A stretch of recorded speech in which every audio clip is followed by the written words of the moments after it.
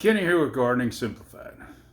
It is November 13th and I'm out here early in the workshop. What I've got going on here today is I am working on some fig cuttings. Now I had went out yesterday evening. It's supposed to freeze and it's 30 degrees or shows as far as the weather app shows. I don't know. I haven't been out to look at my thermometer and stuff. But it's supposed to freeze, and I wanted to get some cuttings off of my tree so I could go ahead and get them started. But if I waited for them to freeze, I could lose some of the cuttings because certain varieties don't take cold very well. So what I have done is I've got my Black Mission. I've got my SFA. Now this is one from Stephen F. Austin.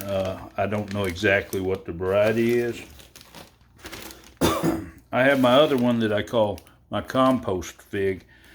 This one I picked up from the compost yard over there where I get my bulk compost. They let me get a cutting last year. And this is an excellent fig. I'll go ahead and show you that. A video that I took when I pulled a few off that were, one was right there at peak ripeness. The other one needed a little bit, but it was still excellent fig. And then I've got my Texas Everbearing. I took quite a few. I've had this one for a while. And what I'm going to do is start propagating these in my cups like I normally do. And we'll go back to the I'll try to link the video up here in the top of how I do this, but I'm just reusing my cups. They have drainage holes in the bottom, and they're just little 16, 18, or 20 ounce cups, whatever you use. I like the clear ones because I can see when the roots come out, and then that's when I pot them up. Once they start getting roots, I don't really look for the leaves to come out, but if they do, that's great. But I wanted to start them good and early, and then once I get them big enough, I'll put them out in the greenhouse, and then I'll just kind of cover them with some row cover to make sure that they don't freeze. But that should give them a real good start and get a real good plant for next year. There are certain varieties that I want to take and put out more. I've got quite a few plants out, and we'll go over to there once it gets a little light. We'll go over there to it, and then I'll kind of go over them with you so you can kind of see what's been happening and how well the ones that we propagated out through, the end of last year and the first of this year, how they're doing. I have this one fig here. Now this is a decent sized fig. I haven't weighed it. But I wanted to talk about figs. Now this has an open eye, which is not great, but I'm going to open this up here. And we're going to look at the inside of this. And it is a nice, pretty red and juicy fig. And it's a good producer. It's still producing. It's fixing to freeze tonight. So I picked this one. It's a little early. It's still soft. But it's still very good. I would have hated to miss picking it. But I figured I'd shoot this video on this particular fig because it's one of these things that, and I call it the variety, so you'll know. This is a compost fig. Now I'm going to do a video here in a few days with my figs that I propagated so you can see. But I call this a compost fig because we got a cutting from this at the compost yard. We don't know what variety. They didn't know what variety. I have a lot of varieties, but I don't have one that produces like this and it grows as fast as this. And we'll see. But anyway, that's what it looks like, and it tastes delicious. Got kind of a berry flavor. It's really sweet. It's a good fig. I'm out here seeing how all the propagated fig trees are doing today. Now, I had to make me a list of my different rows so I knew which varieties I had so I could keep track of them. So whenever I take and go along. Now, I've got tags on a lot of them, as you can see. And I didn't keep the weeds down quite as well as I should have, but I've got tags. Now this one here, just for instance, this was started January 16th when I had this. Now this is a Celeste. It's not very big. Some of these, even though you start them the same time as other ones, they don't prosper as well. They're not as vigorous. Some cuttings, you might get a batch that you get from someone. Some of the cuttings may just jump and go. Some may take a long time before they start shooting out. And that's going to affect them. And some of them won't grow at all. You know, even though you might have good luck with a lot of them, some won't grow at all. But we're going to go down. These first four here are Celeste. And then after that, these are Violet Day Bordeaux here. And you can see, definitely can see the difference. These three, and this one and that one are a little more vigorous. Now it's getting that time of year that, as you could see at the beginning of the video, that I'm starting to propagate more fig trees. And some of these, if they aren't shaped right, you have limbs that aren't where you want them and stuff like that, and you're going to be taking and pruning them. Now me, I'm not going to wait for the leaves to come off. It's not going to make a difference as far as growing. I'm going to put these inside where they're good and warm and get them to start rooting in early, and then I'll transfer them to the greenhouse. But like this limb here, this good sturdy limb, what I'll do is I'll come back and I'll cut this off and cut it into a few cuttings. Now whenever you're doing a cutting, and we might have talked about this in a prior video when we were talking about propagating fig trees, you want to have at least 3 to 4 nodes. Now the nodes on these is each place a leaf would come out, and that's where your figs come out too. But you'd want to have at least 3 of these in order to propagate it. Now on a lot of these you can have more. Now I like to have a couple of them in my cup whenever I start propagating, so they can put roots out at both areas. But some of these figs are so vigorous that their nodes are so far apart you just can't do that. And that's when you would be more likely maybe to have just 3 nodes. But anyway, those were Violet Day Bordeaux. Now this is a Marcellus Black. You know, it's kind of dark leaf like the other, except the leaves are different. This has like 5 fingers on it. These only have like 3 on them, and they're different that way. Now I have some others that were here. Now I'm not sure, and I have to check my spacing. I should have 5, 1, 2, 3, 4. I should have. There's 5 down here. Yeah, okay. Got a little wider space. Okay, this is a Brunswick, and like I say, these would have done better if they needed more nutrients and everything else. I didn't have the time to get back out here to them. I'll do this winter. I'll go ahead and clean them up. I'm going to compost around them, and I'm going to go ahead and put some organic fertilizer. It takes a while. Normally they say don't fertilize into the fall, but the soil is so poor. And some of these, they might not make it. It's just hard to say. Now this is a white Adriatic. here, and it was a nice thick cutting, as you can see down here. This was a heavy cutting, but for whatever reason it just didn't prosper. And then we have a Desert King.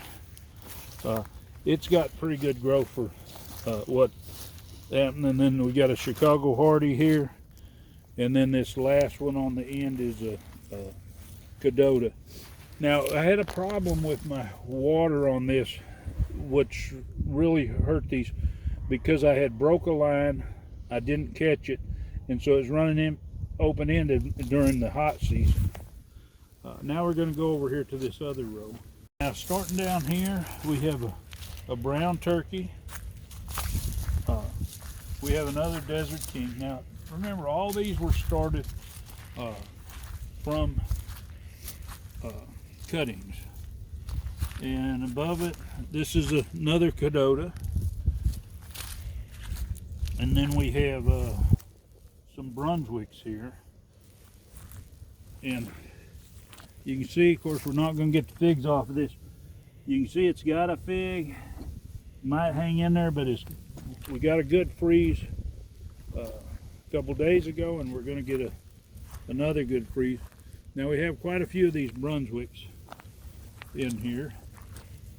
And the Brunswicks is actually, a lot of them call them magnolias, and there's another name, but it's actually a Brunswick.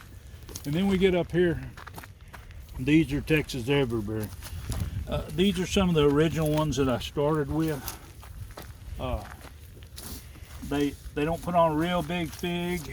It got really good flavor, nice sweet, but in a smaller fig. It's like a lot of people like to do some canning with them. Now this is an unknown, and somebody give me this plant, and I don't know what it is. So, and it's also, this is unknown too. It was given to me. They had them in pots. They were all root bound. It's going to take them a little bit to get to where they start spreading out and growing. That one's doing pretty good, but they're not real vigorous. And right here, this is Celeste, and you can see how small this is. Now, this here was started in January. It should be a lot bigger, but it just was not taken care of. The grass is shading it out. And that's the same thing with the few of them in this row. These were, I just didn't get back in here and get this taken care of. So what I'm going to have to do is come out, and we're going to, like I say, I'm going to take better care of these. But this white Adriatic, I've had 3 of those in there, and then I have a couple of unknowns. So one of them is a SFA, which the SFA seems to be a nice vigorous one. Even though it was in the weeds, it was doing pretty good. And then I've got this other unknown that I'm not sure what it is. But sometimes an unknown is not a bad thing.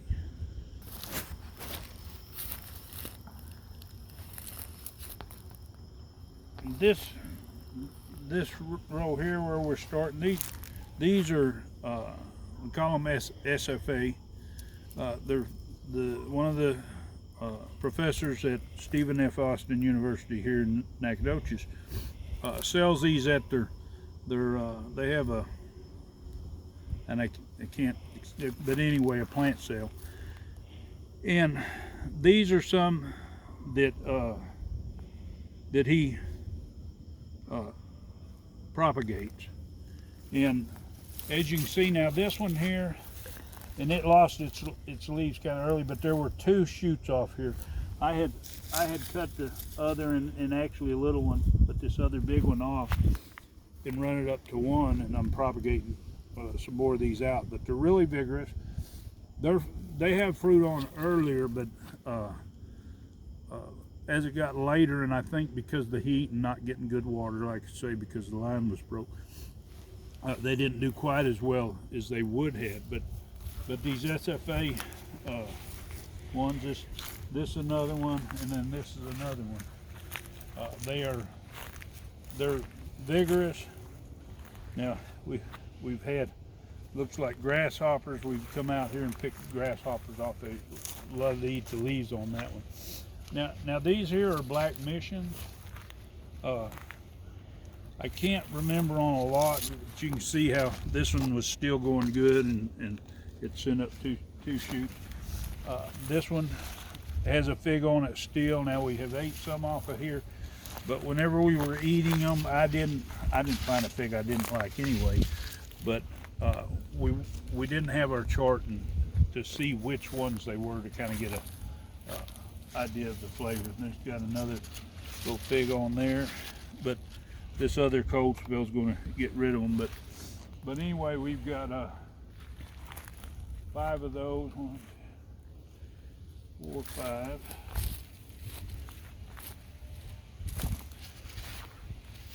But they are growing good. I took some cuttings off of this one. We'll propagate a few more because they are good producers, and they're vigorous. And that's, to me, that's a couple of things that are important.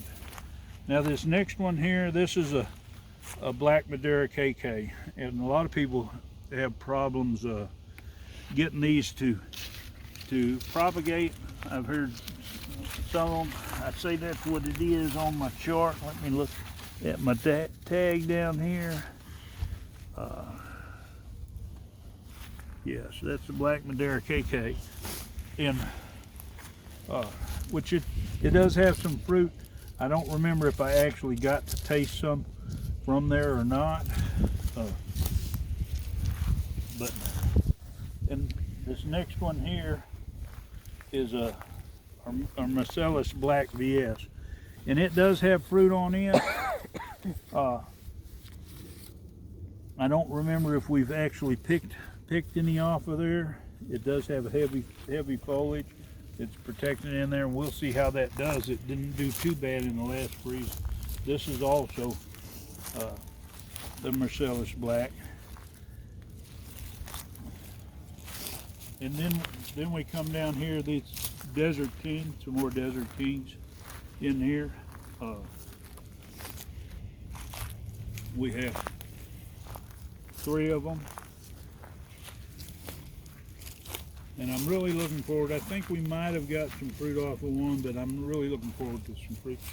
And then down here, this is a Cadandra. I don't remember if we've got anything off of it. And then another Texas Everbearing. And we didn't put these in any order. We just tried to get them in as they were getting mature enough to put out. But you can see this is 1 year of growth without. Now this row did have, we come down and we pulled a few of the weeds. We really didn't pull a lot, but we just put down compost around them. And it made a big difference as far as on the growth of them. So, you know, if you take care of a fig and you fertilize it and keep the weeds down, it'll grow a lot in a year. Now this is our last grow. Now this was free cutting somebody gave me, and it's a Gino. Now this, it's got a few figs on it, but this actually had a fig that we had picked off it, and it wasn't about a foot high or so. You know, so it started producing really early. And like I say, if it was taken care of better, it would have really been a good one. This is also a Gino. And then we come up here, let's see, we've got another black Madeira KK, and it looks like, I'm going to say this is supposed to be another black Madeira KK. Now it's still got leaves, so it's going to go dormant, but they didn't prosper as much because they weren't taken care of. Yeah, that's also one, because you can see they were fighting to get along. Now these are Chicago Hardies. These should have been a whole lot better. They're still alive. They're good plants, but but like I say, they just weren't taken care of. There's another, and then here's another. And then the LSU purple. Now, we have one little one. These others are doing better. You can see that the grasshoppers likes these leaves too. But it seemed like we had got a fig or two off of these early on. And then let's see, we have some more Texas everbearings. We have 4 of them in here. And then, and like I say, these are really a good fig, and these bear year-round down here for us, so that's really great. Now, these here are the compost figs. Now, you can see this still has one on here. It's still a little hard, so it wouldn't be any sense in pulling it off, even because if the freeze gets it, it's not going to taste very good right now anyway. But you can see how vigorous these are now. I had cut off of this one. I had cut the other one off, and I'd pulled those a few fruits, which you'd seen me sample it, and it's really excellent fruit. It's a good producer. When you don't necessarily have to pay for a good fig, and it, as far as when you get in a situation like this to where we was there, the plant it froze back before, it had a whole lot of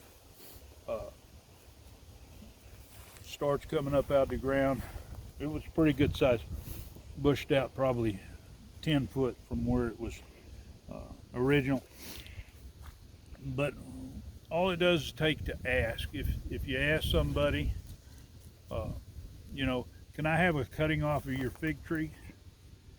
You never know what you're going to get. Don't think you have to go buy the high dollar fig or something. Now, I tried to get a bunch of varieties that have different flavor profiles so I could have a lot, plus some that would produce at different times of the year so I'd have figs for a longer range and such as that. But anyway, we'll go back to this. This is what we've got in 1 year here, and like I say, if we'd have took better care of these, we'd have had a whole lot bigger plant, and we'll do that through the winter. We'll go ahead and get this set up and prepare some beds for some new ones. But if you want to raise figs from propagating cuttings, this is what you can get. You know, you can have fruit. You do it one time. It doesn't cost much, and you'll have fruit for your lifetime.